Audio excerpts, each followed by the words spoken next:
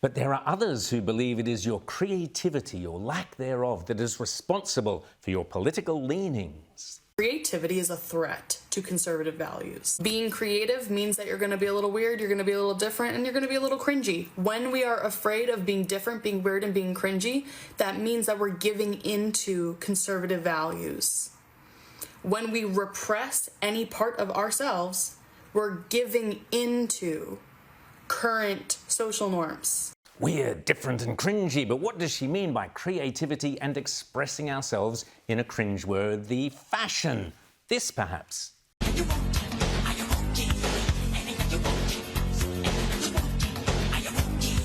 Or this, perhaps.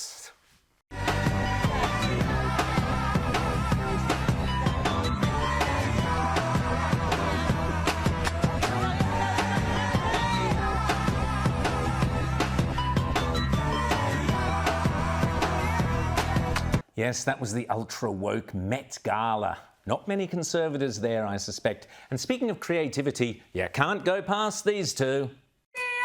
I can't wake up! Wake me up inside! Save me! Call my name and save me from the dark! Wake me up! Save me! And part of being creative is, of course, being fashion conscious. Around a month after I got home from surgery, I went for my first ever bra fitting. I then asked you which colours you thought would suit me best. But be warned, even just one tiny subtle nose ring could potentially still pose a metallurgic threat, in my opinion. I have a quick question for anyone who voted for Donald Trump. What are you going to tell your child when they come home from school crying because their best friend was just taken out of their classroom by an immigration agent? Good question. How about give me your email address so we can keep in touch? There are others, of course, who believe that even the humble pierced earring might affect your cognitive abilities when it comes to your choice of career. But there is no evidence to support this scurrilous contention. It's crazy. I'm actually doing WGSS as my major, so it's like... What does that mean? What's W? Women's Gender and Sexuality Studies. So, like, this is...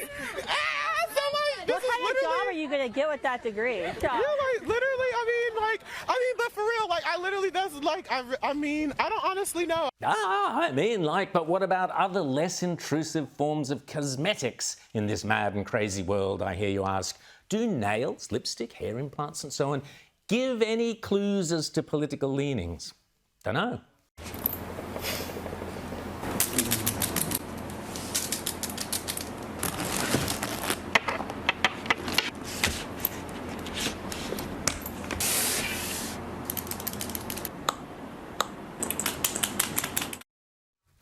Nice handbags. Other people believe that in this fiercely consumerist society, we are what we eat, and that being, for example, a passionate vegan makes us a better person. Do you consider killing an animal a good thing to do? If it's needed, yes. Like when you're talking about this supposedly natural food chain, like lions don't have weapons. Yeah, they do. They've got a bunch of them on the end of their fingers. It's their body. You know, we're not going out sinking our teeth into the throats of animals and ripping if we could, we would, their throats out. But we can't. For other individuals, the overtly consumerist society we live in is proving overwhelming. Not even gonna lie to y'all, Walmart really making me not even want to be gay no more.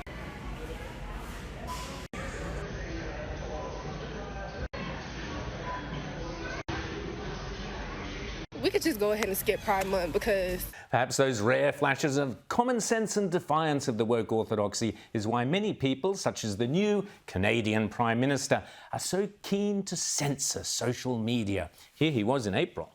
Large American online platforms have become seas of racism, misogyny, anti-Semitism, Islamophobia, and hate in all its forms. And they're being used by criminals to harm our children. My government will act.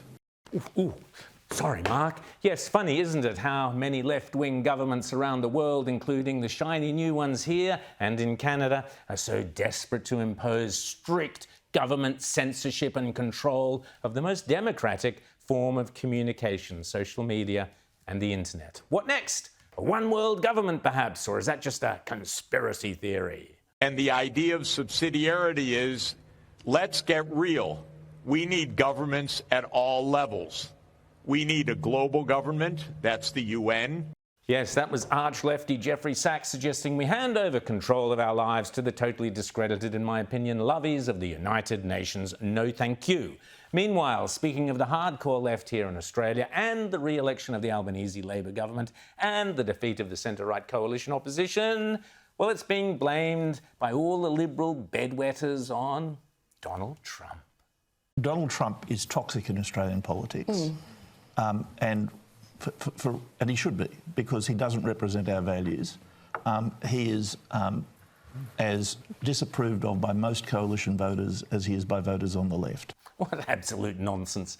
And that would be George Brandis, the former Liberal Party senator, whose values included helping topple Tony Abbott, the man who'd won a landslide for the Conservatives, in the back, stabbing him in the back and installing the appalling Malcolm Turnbull, who lost all but one of Abbott's seats. So if I were you, I'd take George's political advice with several kilos of salt. But there is more than just political analysis at stake here.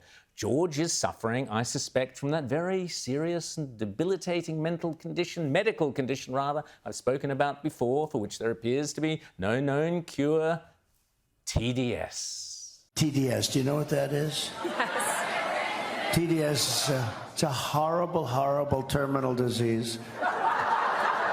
It destroys the mind. It destroys the mind before the body, but the body eventually goes. TDS is Trump derangement syndrome.